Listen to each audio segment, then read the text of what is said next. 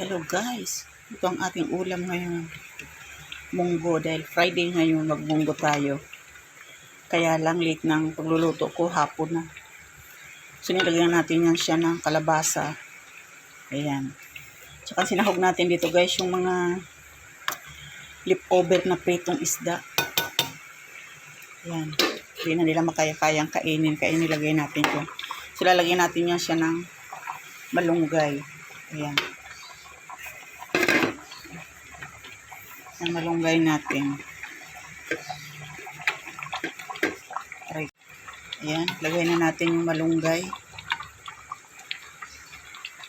Ayan. Ito ang ating ulam. Sabi ko kay Sid, ito ang ulam namin. Ewan ko kung kumain siya. Kung hindi siya kumain, hindi madadiet siya. Ating ulam for today. Parang pang dinner na natin to. Masarap yung pinirito guys, isda. Yan ang ating pangsahog ngayon. Ayan. Naalala ko may kalabasa pala ako sa baka masira na naman, kaya yun na lang ang aking inilagay. Ayan guys, ito ang ating ulam. Sobrang init. Kaya ayoko magtambay dito sa